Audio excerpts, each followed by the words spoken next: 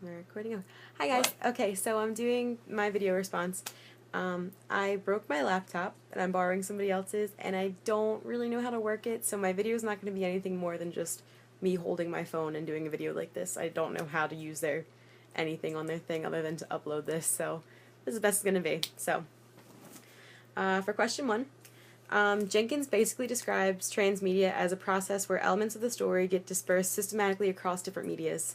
The idea behind this is to create a unified and coordinated, but still really entertaining experience for the story.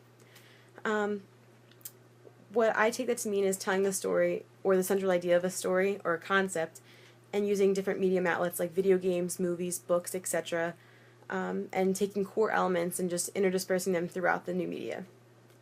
It could be like taking a comic book and making a movie, or taking a book and making a movie, taking a movie and making a video game, and any other combination of those things that you can think of. So yeah, so on, that's that. What this does and why I feel it's important is that it really like takes the story and keeps retelling it, and it reaches more and more audiences. Like, some gamers don't like movies, and some movie buffs don't like, comic books. But one example that's like a universal example that we all know about is Superman. Everybody loves Superman, or at least has interacted with Superman over some type of media. Like, we've all seen Man of Steel, or we've all played a Superman video game, or we've all read a Superman comic book. We've all interacted with Superman somehow. And it's just one of those things where when you get hooked on the story, like I read a comic book and I was hooked, and I've seen every Superman movie, I've read all the comics, I've read every adaptation you can think of, I've played games, I've done all of it. So like once it gets you hooked on that story, you feel compelled to keep track of it, you feel compelled to follow it, and you might branch out and maybe you'll buy that comic book, or you'll pick up that Superman video game on sale. You never know. So that's why I think it's important. As far as the origami unicorn is concerned, those are little bits of information that make you look at a movie differently. The term actually comes from the cited example of Blade Runner. In the film, Deckard finds a small little origami unicorn, and it makes the audience kind of wonder, like, oh wait, could he be a replicant? Like, huh.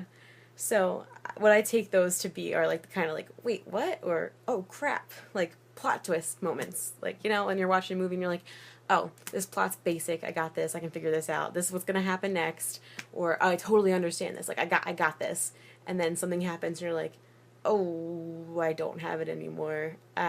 Is he crazy? Is she crazy? Is he actually dead? It's like one of those kind of things. So that would be those. And they're also like my favorite parts of movies. Like I could dissect those for days. Me and my friends are like huge like scary movie buffs, and when we go to see a new scary movie, afterwards we're just like, wait a minute, so like this popped up halfway through, does this mean that could happen? Like, we dissect them for hours. Like it's awful. Going to the movies with us is kind of dreadful. Alright, so question number 2 is about the Blair Witch Project website. Gotta start off like I've been saying all this entire course. I'm a huge movie buff. I love movies. Blair Witch Project, absolutely love it. I watched it when I was like, way younger, and I was like, oh my god, this is great. It's awful, but it's great. So I want to put that out there, and just say that I was pumped to have it be in our curriculum. That's pretty cool. So yes, snaps to you, professor. You got this. But in all seriousness, the website's a pretty cool example of transmedia storytelling. We've all heard of the movie or know the basic concept if we haven't seen it. Three people get lost in the woods trying to like research this Blair Witch. So what this site allowed us to do is to feed into the fantasy that the movie is actually real. Like, you go onto this website and you're like, oh my god, wait, these were real people, and they actually disappeared, huh? And it's really cool because it just keeps like the fans interested, and it keeps the story alive, and I think that's the best part. Like, that's the best thing you can do for a movie, is keep just adding small things to keep it alive. Like, making the Blair Witch sequel was a huge mistake. Not the way you want to keep it alive.